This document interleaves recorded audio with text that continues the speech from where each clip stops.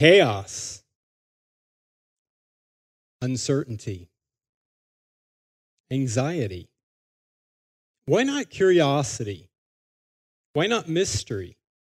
Why not anticipation? One word, context. An overwhelming sense of negativity about our future. But then, if it's certain and it's negative, then maybe we should just make some popcorn, sit back, and enjoy the show. It was in that moment that humanity knew they messed up. On the other hand, if it's not certain, then we should take immediate action to create the outcome that we desire and not be resigned to the one that we would inherit by default. In order to take action that is relevant with real certainty, having context is everything. In chaos, the first action that we can take is to get more context, so that the probability is exponentially increased that we have a positive outcome.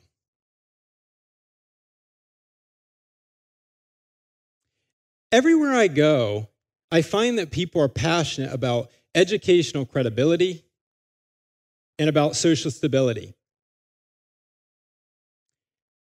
No one reacts positively if you critique their formal education, or if you threaten their societal position, or if you mock their personal traditions and culture. Curiously, though, if I ask people what it is that they're doing about a loss of credibility in their community, or culturally, politically, and economically, it's often met with a shrug and maybe a dissociative response. Not my content, not my president, not my problem. It was in that moment that some Americans realized they messed up. And it reminds me of a comedian I saw when I was a kid who was giving this thing about seatbelts on airplanes, and you're flying along at 30,000 feet, and everything's fine. All of a sudden, the engines burn out, and you're headed straight for terra firma at a 70-degree angle. And inside the plane, chaos is ensuing, and all of a sudden, you have oxygen masks falling out of the sky and food flying everywhere, and here I am sipping my Coke quietly. And the woman next to me is like, "Sir, aren't you afraid?" And I'm like, "Well, no, ma'am. I've got my seatbelt on." And that's how it is oftentimes. And it isn't distinct to the United States. It's an ownership problem. It's sizable. And we require a sense of global community identity in order to create a long-term positive outcome. We are faced with a chaotic environment where the freedom of press and the freedom of speech are under constant attack, and where anything can be labeled as fake news. Which raises the question, is the internet killing democracy? Democracy, where our vote matters and where we have a stake in the outcome. We are a shareholder and an owner in the future of our culture and in its incredibility. So what I want to share with you today is an idea I have about digital connectedness and access to instant context that is relevant, and how I think that translates into credibility, into connectedness, and into security, while forging instant community. And I think we all have a vested interest in how this turns out. As a father, As an empathetic human being, I know that I certainly do. More than that, though, I think that we all have a relevant role to play in it. As history shows us time and again that exclusion is limiting. It is temporary, and it often escalates into unnecessary violence. So what kind of context can we get in this crisis? And what do I mean by instant community? And really, what do connectedness and credibility have anything to do with it? Well, I have a personal story that I think is a little more relatable. A first date story, actually. And it went flawlessly. Yeah, right. So I asked out this Romanian woman in Chamonix on a date. And we're going out. And we're having a fantastic time. Enjoying this pristine weather and, carefree, having some great conversation. And that's just like when we're on the digital spaces. And we're relaxed and we're enjoying things. And we're watching fail videos because, it's not us at risk. And we get an opportunity to go laugh about something funny and antics that a cat does. But then we find ourselves sometimes drawn into something and veered off in our enjoyment. And that veering off, we show up in a space where it's not so certain. But we're not put off. And all of a sudden, there's a dialogue that's happening. Should we proceed forward? Should we go back? What do you want to do? And I say, well, it looks steep but doable. Let's do this. And she's like, all right, I'm up for that. And here on the internet, we see this all the time where news comes out, it's broadcasting, and it's something that's stimulating and exhilarating. It's something that draws us in. And all of a sudden, the next thing you know, we're sitting in a moment of chaos. It smacks you with reality, like hitting a brick wall or finding yourself on the edge of a 60-meter cliff at 6 p.m. with minimal clothing. And she's thinking, oh man, I hope he doesn't fall off that cliff and I have to die out here alone or be rescued and then have to remember that. And I'm over there thinking, I thought I was confident until I got in this situation. Now I'm not sure. If she panics, can I get us both out? Do I even know that I can get myself out? But what context is available in this chaos?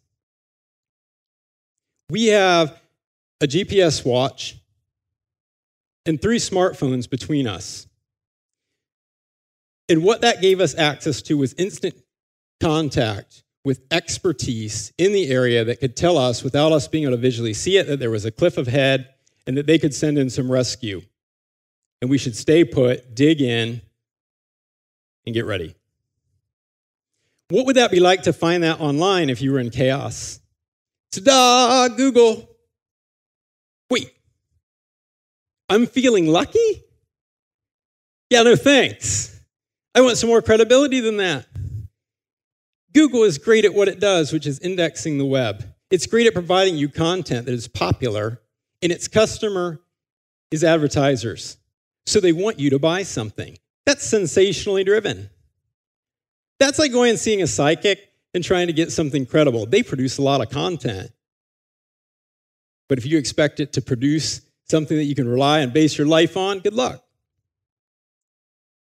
If this was a broader sense of what it is that Google or Facebook can do, in terms of having an overview, it is already stale. The conditions have changed. The weather has changed. Maybe it's snow. Maybe it's summer. Maybe a tree has fallen. Maybe it's not. But there is no granularity. There is no credibility of what you are seeing other than a broad sense of where this might be occurring. So is the answer more regulation? Is it authoritarianism? Somebody who knows best and tells you what you should and should not do?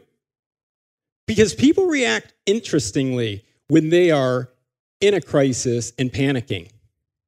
When it gets to a certain level, we will abandon our friends, we will blame other people, and we will hide and take no action just for self-preservation. And this story doesn't have to be negative. It doesn't have to have a negative outcome. It doesn't have to have authoritarian movements ushered into power by people who panic and enact additional laws and stricter enforcement and repress the populations. We have active examples in our physical world where things have worked out smoothly with smart action in instant, relevant context. These people are calm. These people are an international community that came together for two people that were not citizens of Italy. They took time away from their families to come out at night, and they volunteered, and they showed up, and they were methodical about it, and they were incredibly well trained. So what arrives for us is a moment of relief. And Claudia's thinking, thank God, the Italians have arrived. Real men are here. And probably shortly thereafter, never follow an American. Just like the rest of the world is thinking probably right now. So is AI the solution to this? Does AI escort us out of this circumstance and suddenly provide a golden set of answers? Well, AI is amazing. There are some incredible innovations that are happening there, and we are seeing some things that are almost alien to the eyes. They are developing their own communication protocols and their own internet. Our internet, by comparison, is rudimentary, like seeing a drawing with obsolete information connected, but with no way to understand that it's actually no longer relevant. So we don't necessarily want AI to take over, because if we can't understand what it's doing, then we're not in any different circumstance than who will watch the watchers of an authoritarian regime. But we can take how they design networks, and we can implement that in our internet so that relevant communication is happening actively. What we get out of that is something akin to relationship credibility, where a guy on skis who's on the rope can trust his life in the knot that's being tied upstream of him. And he has regular communication going on about that. And when the rope needs to be moved to a new tree, they can ascertain whether or not everyone is secure before they move it. What I am talking about is an internet of credibility.